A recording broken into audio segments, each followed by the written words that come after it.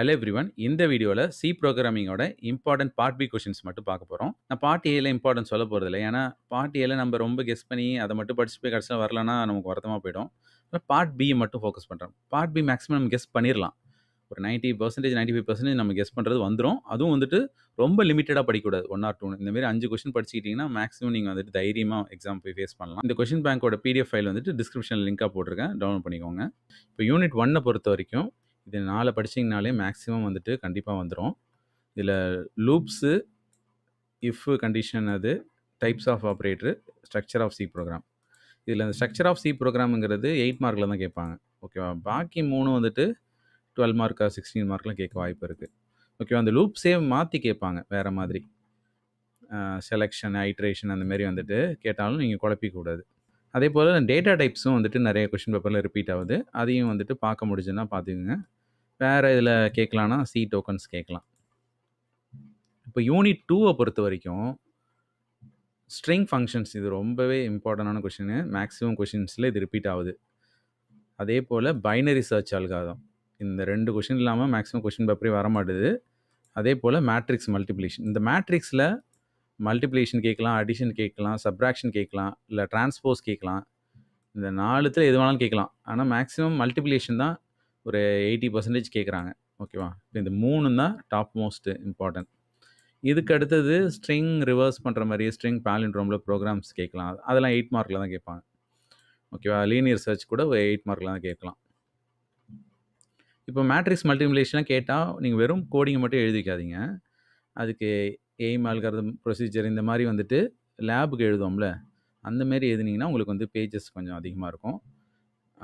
So 16 மார்க்குக்கு வந்துட்டு நீங்க மினிமம் வந்துட்டு 6 பேஜஸாவது எழுதணும். மேக்ஸிமம் நீங்க 8 பேஜஸ் வரையும் எழுதலாம். இப்போ நெக்ஸ்ட்டு யூனிட் 3 பொறுத்தவரைக்கும் ஃபங்ஷன் புரோட்டோடைப்ஸ் இருக்குல்ல, இது வந்துட்டு ரொம்பவே இம்பார்ட்டன்டான கொஸ்டின்.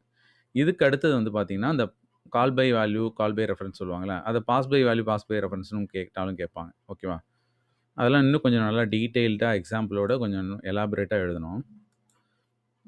இதெல்லாம் மேக்ஸிமம் 8 மார்க்ல தான் வரும். ஃபங்ஷன் புரோட்டோடைப் பண்ணா ஒரு 10 மார்க், 12 மார்க்ல வரலாம். ஓகேவா? இதில் நிறையா ஸ்ப்ளிட் அப்பில் தான் வரும் இந்த சாப்டரை பொறுத்த வரைக்கும், இந்த யூனிட்டை பொறுத்த வரைக்கும்.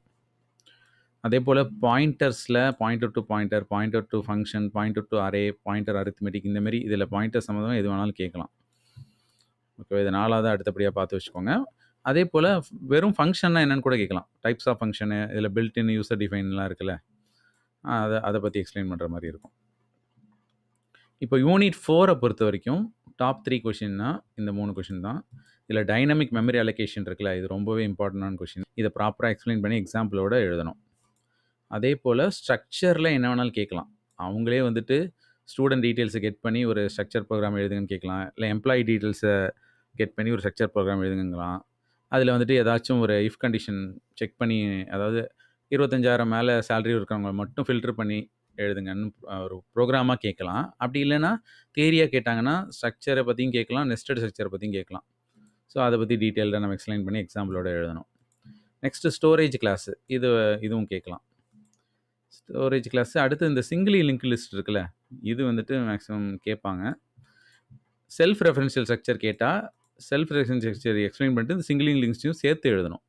ஓகே, அதனால தான் இது 6 போட்டிருக்கேன். அதுக்கப்புறம் அடுத்ததாக ஆப்ஷனலாக இதை வச்சுக்கோங்க. யூனியன் கேட்டால் கேட்கலாம். 5th யூனிட்டை பொறுத்த வரைக்கும் ரொம்ப இம்பார்ட்டன்னா இந்த difference between random access and sequential access. Random access explain பண்ணி ஒரு எக்ஸாம்பிள் ப்ரோக்ராமோட எழுதணும். அதே போல் சீக்வென்ஷியல் ஆக்சஸ் எக்ஸ்பிளைன் பண்ணி டயக்ராம்லாம் போட்டு எக்ஸாம்பிளோட எழுதணும். ஓகேவா? எக்ஸாம்பிள் ப்ரோக்ராமு, அவுட்புட்டு அதெல்லாம் கம்ப்ளீட்டாக எழுதணும். அதே போல் types of file operation, types of mode, ஃபைலை பற்றி கம்ப்ளீட் கான்செப்டை பற்றி ஒரு இதை எழுதணும். கமாண்ட் லைன் ஆர்குமெண்ட் இருக்குல்ல, இது வந்து பார்த்தீங்கன்னா ஒரு 8 மார்க்கில் தான் கேட்பான். ஓகேவா? இது போன செம்மில் கேட்டிருந்தான், இந்த செம்மில் இது ரிப்பீட் ஆகுமான்னு தெரில. அதே போல் ஃபைல் காப்பி இருக்குல்ல, ஒரு ஃபைலில் இருக்கிற கண்டென்ட்டை இன்னொரு ஃபைலுக்கு எப்படி காப்பி பண்ணுற ப்ரோக்ராம், இது ஒரு 8 மார்க்கில் கேட்கலாம். அப்புறம் ஃபைலில் அந்த ரீட் ரைட் ஆப்ரேஷன் இருக்குல்ல, இதில் வந்துட்டு ஸ்பெசிஃபிக்காக F read, F right, F scanf, F printf, அப்புறம் புட்சி, கெட்சிலாம் இருக்குல்ல, இதெல்லாம் யூஸ் பண்ணி எதில் வேணாலும் ப்ரோக்ராம் கேட்கலாம். ஓகேவா? ஸோ இந்த மாதிரி கொஷின்ஸ் வர வாய்ப்பு இருக்குது. நான் ஓரளவுக்கு கொஷின்ஸ் கம்மி பண்ணி தான் கொடுத்துருக்கேன். இதுக்கு கம்மியாக கொஷின்ஸை படிச்சுட்டு போகாதீங்க. இப்போ இந்த மாரி ஒரு சில யூடியூப் சேனல்லாம் பார்த்தீங்கன்னா, 2 கொஸ்டின் தான் குடுக்குறாங்க ஒரு யூனிட்டுக்கு. அந்த மாரி நம்ம ஹை ரிஸ்க் எடுத்து படிக்க முடியாது. அப்படியே பார்த்தீங்கன்னா, எக்ஸாம்ல நெறையா செமஸ்டர்ல ஆப் அடிச்சு விட்டுருக்கு. அது எதுவுமே வராமலே போயிருந்திருக்கு. ஸோ அந்த மாரி நம்ம ஹை ரிஸ்க் எடுக்க வேணாம். இந்த மாரி ஒரு யூனிட்டுக்கு ஒரு 5 கொஸ்டினாவது மினிமம் படிச்சுக்கோங்க. இப்படி படிச்சுட்டு போம்போது, நம்ம தைரியமா ஃபேஸ் பண்ணலாம். மேக்ஸிமம் இதில வந்துரும். இத கொஞ்சம் ஆல்டர் பண்ணி இதே மாரி கொஸ்டின்லயே கொஞ்சம் சிமிலரா கேட்டாலும், நீங்க இதில நெறைய படிச்சிருக்கீங்கல்ல, இத வச்சு நீங்க மேனேஜ் பண்ணி எழுதிடலாம். இந்த கொஸ்டின் பேங்க்ஸ் வந்துட்டு ரொம்பவே ஷார்ட்டா இருக்கு. இது ரொம்பவே யூஸ்ஃபுல்லா இருக்கும்னு நெனைக்கிறேன். உங்க ஃப்ரெண்ட்ஸுக்கு எல்லாருக்கும் ஷேர் பண்ணி விட்டுருங்க. Thank you.